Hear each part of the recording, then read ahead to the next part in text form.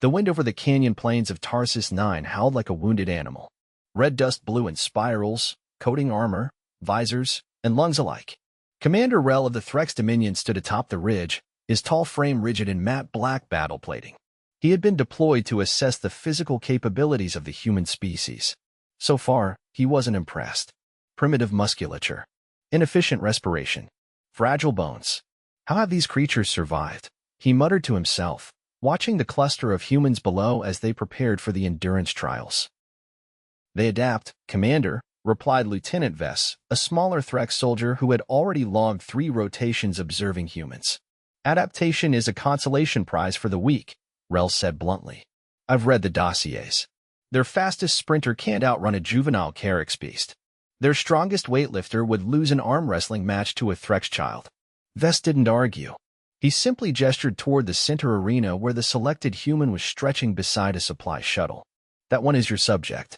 Viktor Kassel, 31 Earth years.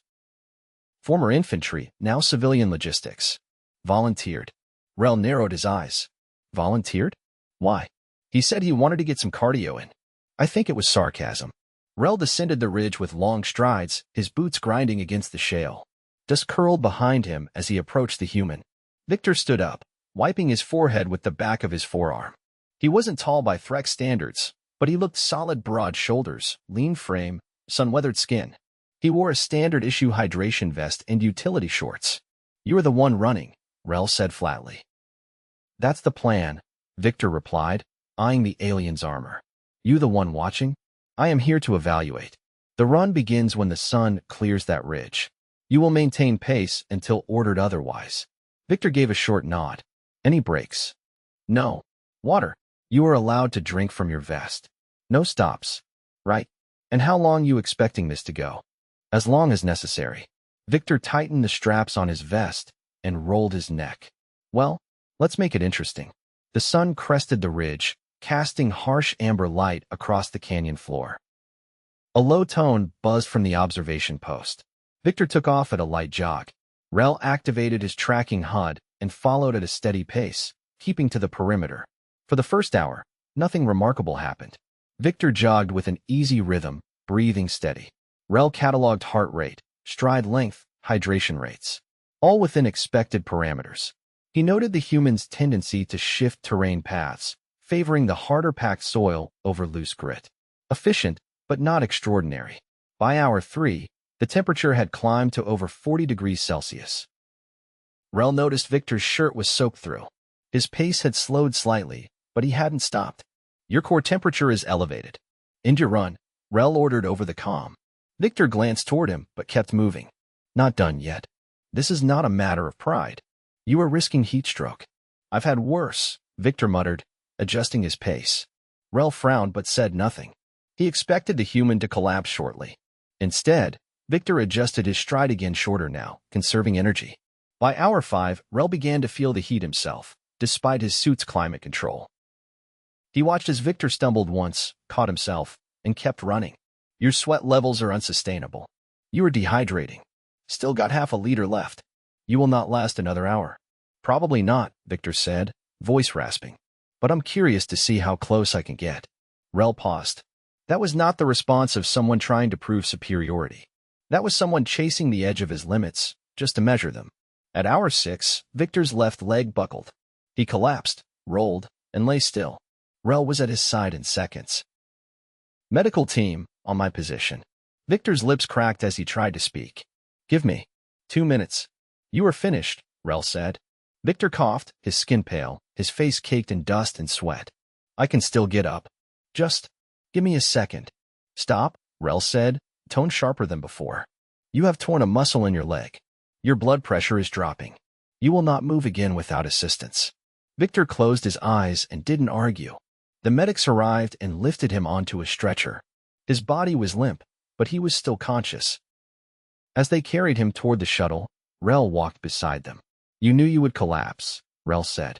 I figured I wouldn't last forever, Viktor replied weakly. But I wanted to see how far I could go. You could have died. Yeah, that's kind of the whole point. Pushing it.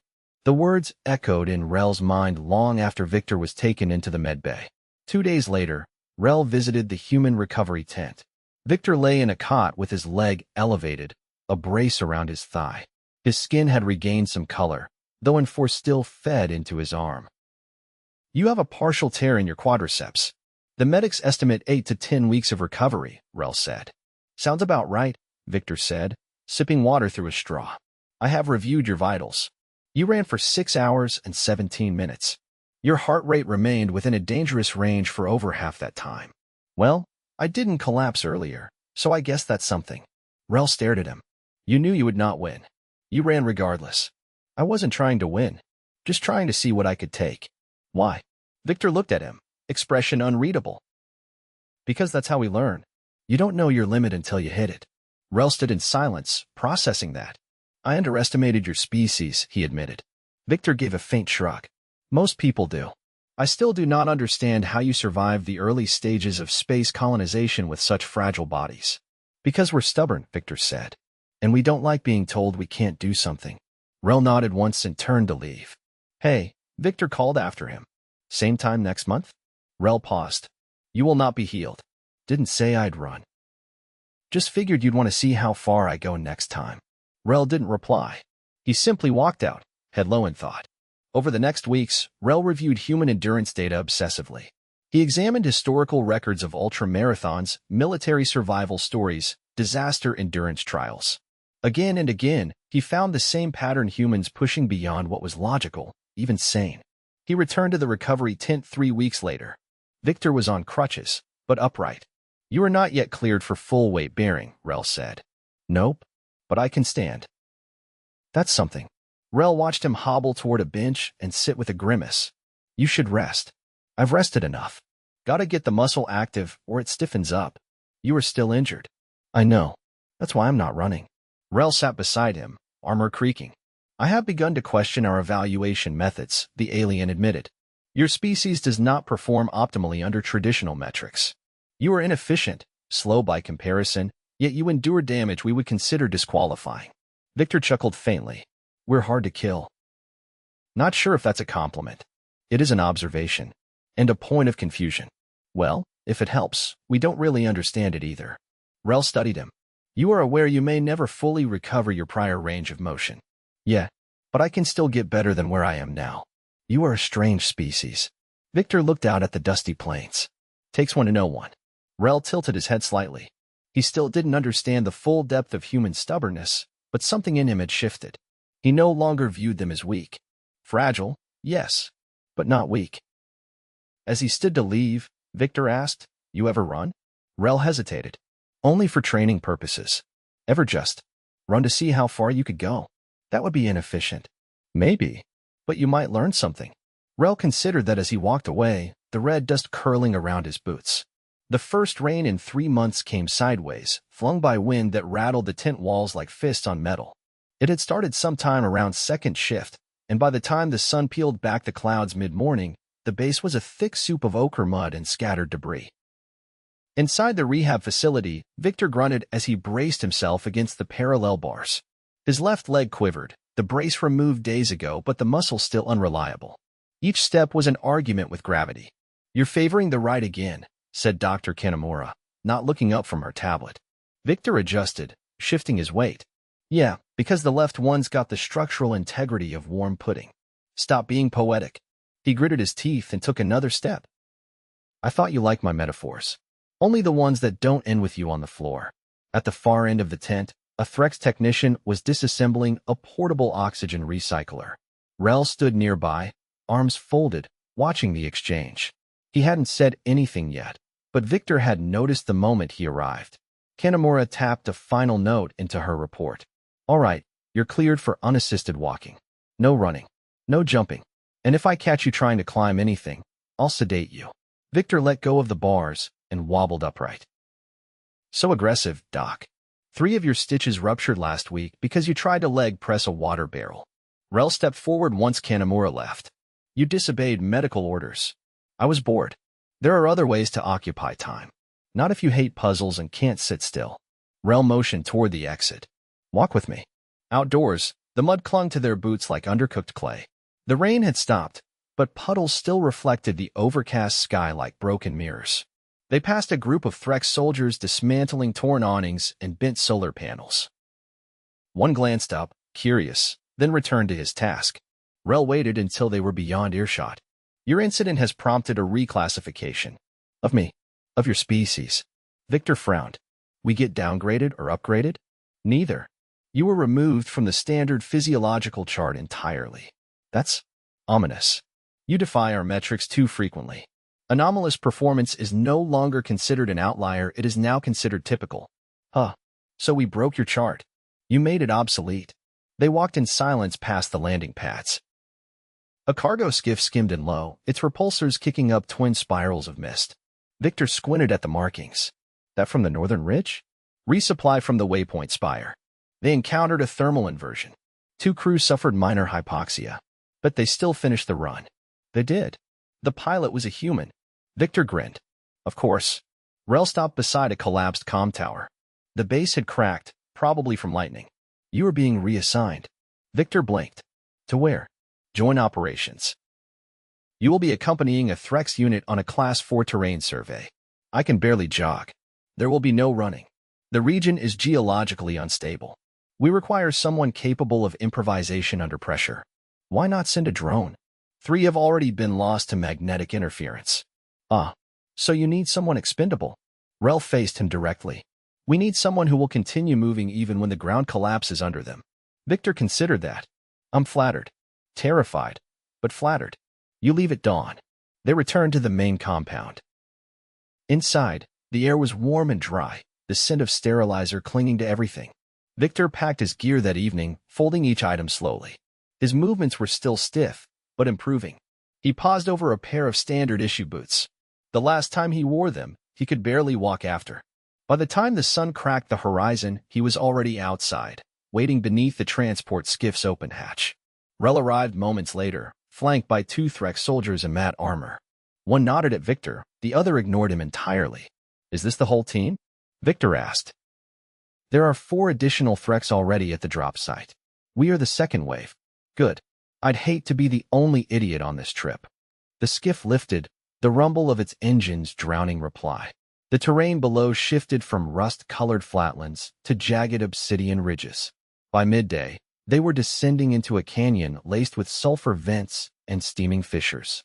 The landing was rough. Crosswinds jerked the skiff sideways at the last moment, slamming it into the ground with a crunch. Rhel was the first out. The air smelled like scorched metal and sour gas. Viktor coughed, pulled a rebreather from his vest, and followed. The forward team met them near a collapsed lava tube. The leader, a Threx named Karan, pointed toward a narrow crevice between 2 basalt spires. Seismic activity increased overnight. We lost contact with the second probe here. Rhel studied the readout on his scanner. Magnetic distortion still active? Karan nodded. Worse than before. Our equipment is barely functional. Viktor stepped closer. That mean we're going in blind? No, said Karan. It means we're going in stupid. They climbed down using spiked boots and handholds. The walls of the fissure radiated heat, and the deeper they went, the more the air shimmered like a mirage. By the time they reached the base, Viktor's shirt was soaked through. His leg ached, but he didn't say anything. One of the Threx pointed toward a half-buried object. Probe casing. Viktor crouched, brushing away ash. Looks like it imploded. They're rated to withstand 5 tons of pressure, Rhel said. Then something down here doesn't care about ratings. They advanced deeper, the walls narrowing until they had to move single file. A low vibration passed through the floor, followed by a faint crackling sound. The Threx paused. Did you hear that? Viktor asked. No. Exactly. That's the problem. A moment later, the ground shifted. Not an earthquake, just a subtle give, like a breath being held. Then the floor caved in. Viktor grabbed a protrusion and held on, but the edge crumbled. He fell. He landed hard, pain flaring through his left side. Dust filled his lungs. Somewhere above, voices shouted, but the echo distorted them. He tried to stand, stumbled, then pushed himself upright. His leg screamed, but held. The chamber was dimly lit by bioluminescent lichen clinging to the walls. He limped forward, scanning the area. Chunks of metal lay twisted on the floor remnants of the probe. He tapped his comm dead. Of course, he muttered, and kept moving. A narrow tunnel curved off to the left. The walls pulsed faintly with heat. He followed it, counting his steps. After about 200, he found a second chamber, this one filled with strange crystalline formations. In the center, something flickered. It was another probe barely functional, its beacon blinking erratically. He moved toward it, then froze. Next to it, something shifted. A creature, low and wide, chitinous plates glinting in the dim light. It hadn't noticed him. Slowly, he crouched, grabbing a shard of metal. He weighed it in his hand, then threw it to the far side of the chamber. It clattered. The creature turned and skittered toward the noise. Viktor dove for the probe, yanked the data core free, and scrambled back the way he came. By the time he reached the collapsed site, his breath was ragged. He shouted once, then twice. A rope dropped moments later. Rhel hauled him up with one arm. "You were injured." "Yeah, again. But I got the core." They helped him out of the crevice. Karan took the core and immediately began scanning it. "Magnetic disturbance isn't natural," he said.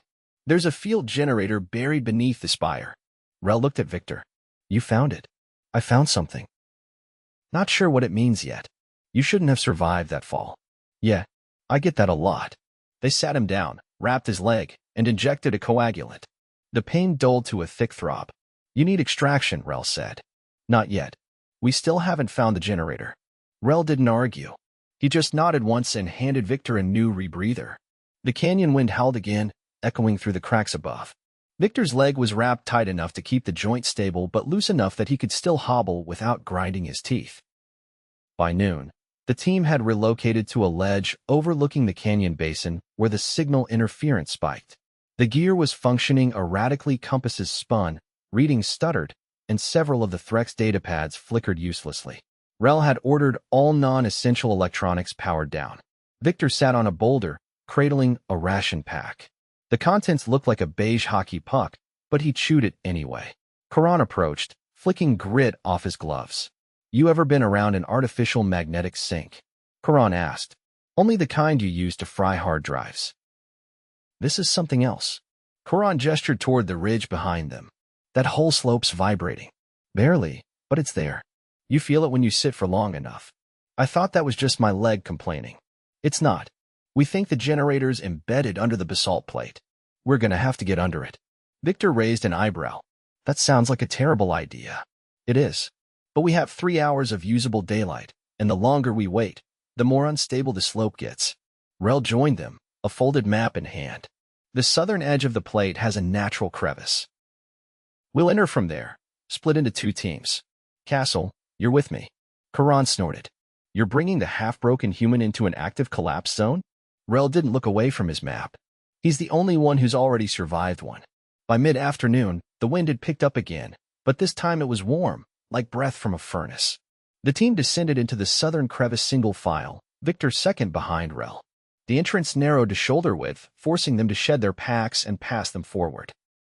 Inside, the air thickened with mineral dust, and every footstep echoed like it was being swallowed. They reached a chamber beneath the basalt plate, the ceiling low enough that the taller Threx had to stoop. A steady hum pulsed through the stone, low, rhythmic, and unnatural. At the far wall, faint blue light blinked through a crust of melted rock. "There," Rhel said, crouching beside it. "The generator's embedded directly into the wall. Looks like it tunneled in and fused with the strata." Viktor knelt beside him. "That's not standard Dominion tech." "No," Rhel said. "It's older. Possibly pre-Threx." Karan's voice came through the comm relay. "We've got movement up top. Minor slide. You've got maybe 20 minutes, then we pull out." Rhel tapped the relay. "Understood." Viktor ran a hand along the generator's casing. "There's no external interface. No ports. Just this ridge here. Like a seam." Rhel handed him a plasma cutter. "Try it." Viktor positioned the tool and ignited the arc. As soon as the beam touched the seam, the hum intensified, and the floor vibrated hard enough to knock dust from the ceiling. "Stop," Rhel barked. Viktor killed the cutter. "That wasn't me." The hum continued, now rising in pitch. The light inside the casing pulsed faster, then steadied. Rhel stepped back. "It's responding to proximity, not heat. It wants to be opened." Viktor reached out and pressed his palm to the seam. Nothing happened at first. Then the casing split down the center with a hiss of displaced air. Inside was a suspended core, crystalline and spinning slowly in a gyroscopic ring. Rhel stared at it. That's not a power source. That's a signal amplifier. Viktor frowned. So this whole thing, magnetic field, interference, all of it was to boost a transmission? Or receive one? The chamber shuddered again, this time more violently. Pebbles rained from above. Pull it out, Rhel said. I don't know if... Now. Viktor reached in and braced both hands around the core. The moment he lifted it, the chamber went silent. The vibration stopped. The air chilled. Then the ceiling cracked with a thunderous snap, and a slab of rock dropped where the core had hovered. They scrambled back through the crevice, Viktor limping hard now, his arms locked tight around the core. The passage narrowed, and a fresh crack split the wall beside them, dust spraying into their eyes. By the time they reached the surface, the slope was sliding in slow motion. Karan waved from the ridge. Move. We've got 2 minutes before this whole plate breaks loose. Viktor passed the core to one of the Threx and braced against a boulder to climb the final rise. His leg gave out halfway. Rhel grabbed his forearm and hauled him up like he weighed nothing. They cleared the ridge just as the slope behind them sheared away, a wave of black stone plunging into the canyon like a slow avalanche. The roar was deafening, and the dust cloud chased them back to the skiff. Once airborne, Viktor collapsed into a seat, finally letting himself breathe. Rhel sat across from him, holding the core in both hands. You should not have moved on that leg. I didn't have a lot of options. You could have handed the task to someone else. No one else touched the generator without setting it off. Maybe it wanted a soft grip. Rhel looked at him for several seconds. You are not the strongest. You're not the fastest. But you are the most difficult to predict. Is that a compliment? It's a classification. They returned to the outpost after sundown. The medical bay was quiet when Viktor limped in. Dr. Kanamura looked up from her terminal and sighed without saying anything. Just tell me how bad, he said. Grade 3 muscle re-tear, possible tendon aggravation. You'll need fluid drainage and at least 36 hours on anti-inflammatories. No walking. He lay back on the exam table. I'm not going anywhere. She injected a clear fluid into his thigh. You're lucky. Again. I'm starting to think luck is all we've got. No. You've got grit. That's worse. It makes you do things like this. He chuckled. I'll take that as affection. Rhel entered the bay an hour later, the core in a sealed container under one arm. We decoded part of the signal. It's a probe marker. A beacon from something long range. Kanamura glanced up. From who? Unknown. It's not from any Dominion origin. Viktor shifted on the table. So what now? Nothing. The beacon is no longer transmitting. Whatever it summoned, it either left or never heard it. He looked tired, though his posture betrayed none of it. He set the container down on the counter and turned to leave. You're not going to study it? Kanamura asked. We don't need to understand everything. Some things we contain and forget. Rhel stopped at the door. You'll be discharged in 48 hours, Kassel. After that, you return to Earth. Really? You've earned a rotation. Viktor raised an eyebrow. You mean vacation? Rhel nodded once. I imagine you'll find some way to injure yourself there, too. 3 days later, Viktor stood at the edge of the departure pad, duffel slung over one shoulder. The skiff was powered and waiting, the pilot already running pre-flight checks. Rhel approached quietly. Planning to run a marathon on Earth? He asked. Only if I get bored. Rhel offered something that might have been a smile, or the Threx approximation of one. Try not to start any geological events. No promises. They shook hands, brief, firm, wordless. Then Viktor boarded, and the skiff lifted into the sky, disappearing through the low clouds. Behind him, the outpost remained. Quiet. Whole. For now.